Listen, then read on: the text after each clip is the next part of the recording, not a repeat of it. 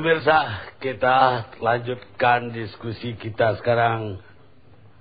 Giliran Freeport yang harus ngomong. Ada 3 orang Freeport di sini, yaitu Pak Clementino, senior legal. Pak Clementino yang mana? Ada Pak Doni Hilman. Ada lagi Pak Marjuki Darusman sebagai komisaris. Pak Todi sebagai bekas. Dari Freeport siapa yang duluan mau ngomong? Saya bicara Pak Apindo. Terima kasih Pak Karni. Jadi saya kira ini ada beberapa hal yang perlu diluruskan dalam komentar terdahulu. Sebagaimana tadi dikatakan oleh Pak JK, persoalan di Freeport ini ada 2 persoalan sebetulnya. Ada persoalan hubungan industrial, ada persoalan non hubungan industrial yang menyangkut masalah keamanan, menyangkut masalah sosial dan politik. Freeport, kita perlu tahu bahwa Freeport itu adalah miliknya bangsa Indonesia. Karena di Freeport itu bukan hanya masyarakat Papua yang bekerja di sana. Komposisinya yang terakhir saya dengar 30% Papua, 70% non Papua. Kemudian yang kedua, persoalan hubungan industrial yang ada di sana. Karena saya di sana mewakili Asosiasi Pengusaha Indonesia, Apindo. Kami melihat bahwa persoalan yang ada di Papua itu berkaitan dengan iklim investasi secara nasional. Berkaitan dengan minat investasi. Karena kalau investasi terganggu tentu dampaknya menjadi sangat luas dalam situasi yang seperti sekarang ini. Persoalan hubungan industrial itu ada sistemnya, ada prosedurnya, dan semua sudah jelas diatur di dalam Undang-Undang 13 2003. Apa yang diinginkan oleh karyawan Freeport berkaitan dengan kenaikan upah dalam sistem penyelesaian itu hanya bisa diselesaikan melalui mekanisme perundingan. Dan itu yang menjadi persoalan. Saya secara khusus ingin menyampaikan kepada karyawan Freeport atas nama Apindo maupun juga kepada manajemen mengucapkan selamat kalau hari ini atau malam ini dilakukan perundingan kembali antara karyawan Freeport dan manajemen. Karena memang disitulah esensinya. Persoalan mereka ini adalah persoalan kepentingan, Pak. Bukan persoalan normatif. Ini bukan menyangkut masalah upah minimum. Ini menyangkut masalah kenaikan upah. Yang 3,3 juta itu menurut manajemen itu take home pay mereka 3,3 juta itu adalah upah minimum, Pak. Ya, upah minimum. Sebagai gambaran upah minimum Papua itu 1,5 juta. Upah minimum di Freeport, upah pokoknya 3,3. Kalau saya tidak salah, keterangan dari manajemen itu adalah take home pay-nya sekitar 8 juta. Jadi dari 3 itu. Ya, tapi kalau saya digaji 3 juta, orang yang sama dengan saya bekerja digaji 30 juta. Lepas dari UMR seluruh Papua. Betul, Pak. Begini, Pak. Itu memang menyakitkan. Persoalannya begini. Persoalan tuntutan upah itu adalah soal yang sangat biasa. Di semua perusahaan terjadi itu. Jadi setiap 2 tahun mereka memperbaharui PKB namanya. Perjanjian kerja bersama, disitulah diatur seluruh syarat-syarat kerja. Termasuk pengupahan. Tolong dicatat, yang dikatakan bahwa upah tahun lalu, kenaikan upah berdasarkan PKB yang lalu itu 3% per tahun, itu adalah hasil kesepakatan antara manajemen dengan serikat pekerja. Jadi bukan kebijakan sepihak dari manajemen. Nah, ini perlu. Adanya keinginan untuk meningkatkan kesejahteraan itu sesuatu yang wajar.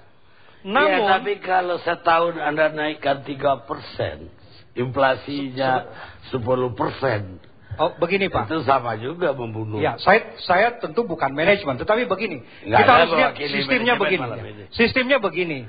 Persoalannya adalah kenaikan itu saya katakan sesuatu yang wajar. Dan kenaikan itu hanya bisa diselesaikan melalui mekanisme perundingan. Itu yang menjadi kata kunci. Nah, yang menjadi masalah yang saya khawatir di sana adalah bahwa perundingan itu belum mencapai hasil yang optimal, kemudian timbul persoalan-persoalan, di mana kemudian ada mogok kerja dan lain sebagainya. Dan kemudian timbullah ekses-ekses dari persoalan yang sedemikian itu. Ya kalau perundingan hanya menghasilkan 3%. Kalau bukan 3%, Pak. Ya tahun lalu. Oh, itu sudah selesai. Iya, sudah habis masa dapat berlaku. 3%. Sudah habis masa berlaku. Kalau saya jadi ketua SPSI-nya memang saya bikin mogok tahun ini. Supaya naiknya 10% atau 20%. Pak Karni, kita harus hati-hati bicara seperti itu. Karena Freeport bukan satu-satunya industri di Indonesia. Kita harus melihat bahwa pengupahan itu secara nasional itu ada sistemnya. Ya kan? Nah, apa yang terjadi di Freeport itu akan berdampak secara khusus terhadap sektor pertambangan dan berdampak secara umum terhadap sektor industri. Ya, industri jasa maupun juga industri barang. Nah, oleh karena itu yang dikatakan tadi isu bahwa keuntungan besar dan segala macam itu berkaitan dengan kesejahteraan dan berkaitan dengan jaminan hari tua, Pak. Upah pokok itu berkaitan dengan fixed cost. Anda tahu kalau biaya tetapnya melampaui dari daya dukung dari hasil dari industri itu akan kolaps gitu loh. Nah, jaminan hari tua itu yang harus didorong. Dan untuk itu hanya bisa diselesaikan melalui mekanisme perundingan. Freeport itu termasuk tambang emas yang terbesar di dunia, tambang tembaga dan emas yang besar di dunia. Dan keuntungannya per tahun pun terbuka karena dia IPO. Semua orang juga tahu keuntungannya. Nggak akan kolab aja gara-gara upah dinaikkan segitu. Bukan, maksud saya begini, Pak. Maksud saya begini. Ini kan harus dibagi, ya kan? Bahwa keuntungan itu harus dibagi melalui apa? Itu kan melalui bonus. Karena keuntungan saya kira kita semua tahu. Keuntungan itu kan sifatnya situasional. Kenaikan harga emas dan lain sebagainya. Saya kira Pak Tony nanti lebih fasih bicara itu. Itu dibagi dalam bentuk bonus dan kesejahteraan lainnya. Nah, oleh karena itu saya tidak ingin berpolemik persoalan besaran. Berapapun besarannya itu sebetulnya sesuatu yang bisa dinikmati. Tetapi mekanisme untuk mendapatkan besarannya itu kembali lagi melalui mekanisme perundingan, bukan dengan cara-cara yang lain. Nah, kalau itu tidak diluruskan, saya khawatir ini berdampak kepada sistem industri secara nasional. Begini, kalau saya itu prinsipnya sebuah perusahaan itu yang disejahterakan perusahaan dulu. Baru kemudian yang kedua karyawan. Betul. Yang ketiga baru pemegang saham. Betul. Kalau ini perusahaannya udah sejahtera dan primadonanya Freeport Irian. Di antara semua tambang Freeport di dunia, Irianlah yang primadona. Ya. Perusahaan sudah sejahtera. Pemegang saham luar biasa sejahtera. Karyawannya nggak sejahtera. Jadi filosofinya saya setuju. Saya kira kita mengancam industri begini, kita yang juga lain. jangan rancu, jangan bias melihat persoalannya. Jadi maksud saya begini, yang harus kita luruskan bahwa bagaimana mekanisme penyelesaian dan bagaimana mekanisme untuk mendapatkan keinginan itu. Bukan berarti kemudian karena adanya persoalan seperti itu kemudian segala hal menjadi benar. Ini yang kita perlu akan luruskan. lebih baik tanpa ada konflik, tanpa ada perundingan. Persis. Dari Freeportnya sendiri sudah memberikan kesejahteraan. Nah, itu akan lebih baik. Undang-undang itu mewajibkan syarat kerja itu dirundingkan, Pak. Kalau terjadi perbedaan visi tadi. Tapi kalau dari perusahaannya, ini untung kita gede nih, bagi-bagi, udah tendang karyawan, nggak perlu berunding lagi, Ya, Mas. itu yang diangkat, ya, betul begini, Pak. Itu yang kita tahu, itu yang diangkat oleh perusahaan, itu yang diangkat oleh serikat pekerja dan kami sebagai mitra dari serikat pekerja juga appreciate terhadap itu. Saya kan dengar dari kan? kontras tadi bagaimana di bara segala macam, dan mereka mempertaruhkan jiwanya loh. Tambang itu mempertaruhkan jiwa. Betul. Untung itu timika nggak gempa, kalau nggak berkubur di sana. Ya. Hanya untuk 3 juta per bulan, dingin loh di situ. 3.000 meter di atas permukaan, di atas lagi. Bayangin, harusnya gajinya memang 10 kali lipat dari 3 juta. Walaupun di MN. Iya Pak Karni, itu sah-sah saja. Saya katakan begini, soal besaran itu soal relatif. Kembalikan Pak JK tadi katakan, soal besaran soal relatif. Yang kita ingin bicarakan bagaimana mekanisme pencapaian itu. Ada tahapannya, ya kan? Ada sistemnya. Kalau tahapan dan sistem itu kita tidak patuhi, kita tidak ikuti, dampaknya bukan hanya terhadap internal tetapi juga terhadap industri secara nasional. Sistem saya kira ini itu tidak boleh dilanggar kalau itu merugikan lebih jauh lagi. Tapi kalau menguntungkan karyawan boleh-boleh aja, Bos. Ada punya jawaban? Baik, terima kasih Pak. Jadi memang apa yang dituntut itu saya sekedar menggambarkan perundingan tadi. Rekan kami dari Serikat Pekerja Pak Virgo sudah menyampaikan, dan tadi Pak rekan dari Kontras sudah menyampaikan, kita bicara mengenai yang ingin dinaikkan ini adalah upah Pak. Secara per definisi upah itu adalah suatu imbal kerja, dia bukan imbal hasil. Jadi kalau misalnya kemudian dia diperhitungkan keuntungan menjadi satu faktor tunggal saja, itu dirasakan suatu hal yang kurang tepat. Karena di dalam aturan kita juga mengatakan kalau kita meninjau upah itu ada faktor-faktor lain. Seperti kita lihat inflasi, kita juga lihat apa yang disebut dengan market competitiveness. Sekedar gambaran saja bagi industri pertambangan yang saya tahu, kenaikannya itu lumayan tinggi di antara sektor-sektor lain sekitar 10%. Kalau kemudian perusahaan sekarang menawarkan di atas itu sampai dengan 30% sampai 35%, tentunya sudah jauh lebih lagi di atas. Dan kalau bicara mengenai juga ada keinginan agar sharing membagi keuntungan, sesungguhnya dalam perundingan tadi ada satu paket yang ditawarkan Pak. Yang kami tawarkan itu adalah ada satu paket di mana di dalamnya ada komponen yang kita sebut sebagai bonus. Karena kalau bicara untung itu tergantung harga fluktuatif senantiasa naik turun. Kita bisa katakan misalnya sekarang harga lagi naik, upah kita naikkan. Berapa untungnya sekarang setahun?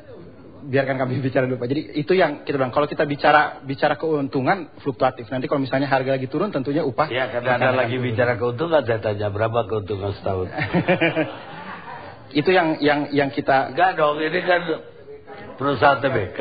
Betul. Di New York lagi. Di New York Pak, betul Pak. Cuma sekedar perbandingan Pak, dari kalau kita bilang kita bicara mengenai kontribusi tadi Pak Yusuf Kala sempat menyampaikan. Perusahaan Anda ini sudah mendapat keistimewaan yang luar biasa dibanding pertambangan lain di Republik ini.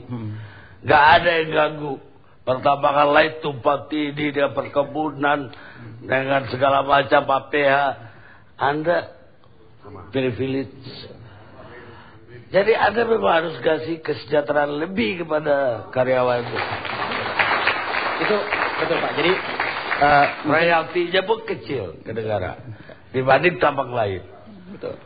Jadi kembali kita sampaikan Pak, memang kita sudah berusaha memberikan yang terbaik dan tentunya kita akan mencoba yang menjadi sesuatu yang lebih baik lagi. Boleh saya sedikit menanggapi mengenai royalti Pak. Tadi ada pernyataan bahwasanya kami memberikan royalti 1%. Tapi perlu kami sampaikan bahwasanya komoditi utama kami adalah tembaga, dan itu kami memberikan 3%, emas dengan perak juga 1%.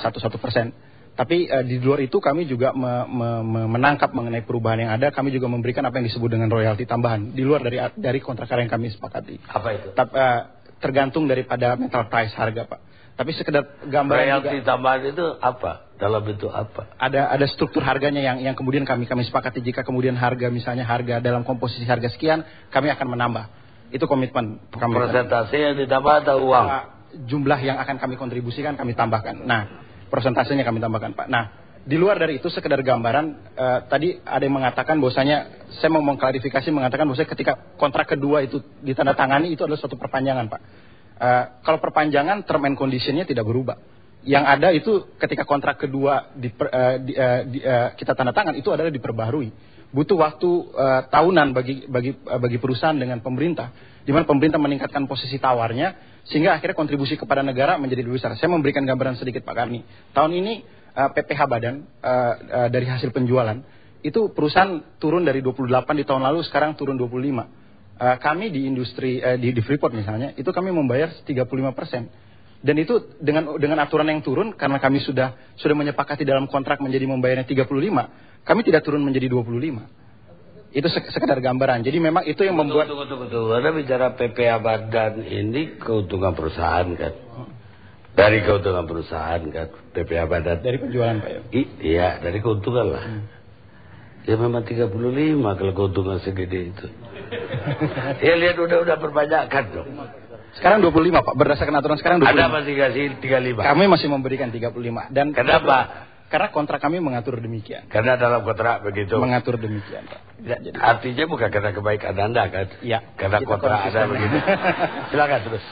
Baik Pak. Jadi kembali kepada ini. Ada satu yang ingin kami garis bawahi juga mengenai aksi-aksi yang terjadi yang dilakukan rekan-rekan serikat pekerja di lapangan. Memang undang-undang memberikan hak bagi pekerja untuk melakukan mogok. Cuma satu hal yang ingin kami garis bawah di sini, mogok itu merupakan satu alat tekan untuk mengajak para pihak untuk kembali berunding. Bukan alat tekan untuk kemudian memaksakan kehendak. Ini yang perlu, dan yang terjadi sekarang situasinya di sana seperti itu. Di mana kita jalan di blokade, kita punya urat nadi untuk memasarkan konsentrat ditutup sehingga produksi kami terhenti. Sementara stakeholder bukan hanya kami sebagai manajemen dengan karyawan, tentunya ada masyarakat lain. Kami hanya sekitar 10% dari populasi.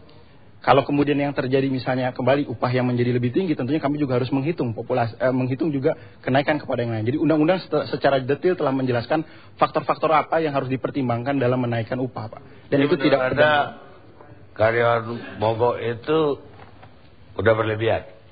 Saya kira sudah Pak, karena sesungguhnya ketika kedua belah pihak sepakat untuk kemudian merundingkan lagi, sesungguhnya segala sesuatu bisa berjalan dengan bersamaan. Yang terjadi sekarang adalah di lapangan adalah justru karyawan-karyawan yang bekerja dan ingin bekerja terintimidasi. Itu yang kami memiliki belasan puluhan laporan di mana terjadi tindak pemukulan terhadap karyawan. Itu yang mungkin ingin kami konfirmasi. Jadi mogok sekali lagi adalah alat tekan untuk kemudian berunding, bukan alat untuk kemudian memaksakan kehendak. Itu yang ingin kami konfirmasi, Pak. Baik, sekarang tapi yang saya perlu ingatkan ya, bahwa tambang itu menurut renungan saya adalah anugerah Tuhan kepada rakyat yang ada di situ, bukan kepada bangsa lain. Dan ini rakyat yang ada di situ sekarang. Jadi itu betul-betul anugerah. Dan dia dilahirkan di situ untuk menikmati anugerah itu. Bukan orang lain yang menikmati itu. Ya mungkin filosofi itu perlu dipakai juga oleh Freeport. Agar jangan keuntungannya pun tidak mau membaginya kepada karyawannya sendiri, bukan kepada rakyat Papua yang lain. Pak Marzuki sebagai komisaris ada tanggapan terhadap pembicaraan semua? Bung Karni, saya kira tadi yang disampaikan oleh Pak JK itu menggambarkan perkembangan sejarah dari Freeport ini. Satu hal yang mungkin untuk memberi perspektif ya mengenai Freeport ini, kalau ditimbang-timbang dari hasil timbangan pendapatan, ini laporan dari manajemen, maka keuntungan bagi di antara pemerintah dan pihak perusahaan itu adalah hampir 60% untuk Republik Indonesia, 40% untuk perusahaan. Dan kalau ini dihubungkan dengan kepemilikan saham pemerintah yang hanya 10%, nampak bahwa kelebihan itu ada pada pihak Indonesia. Ini fakta-fakta ini mungkin dari mana 60%? Memberi gambaran. Ini hitungan dari manajemen. Jadi ini laporan resmi manajemen. Kan tadi royalti 1%. Ya toh? PPH Badan taruhlah dia ngasih tadi 35%. Ya, jadi secara global ya, 60 itu jatuh kepada pemerintah, 40 itu jatuh pada perusahaan. Ya. Pak, kita usaha bisnis biasa pun dompetnya tiap tahun dipotong negara 35% juga, Pak.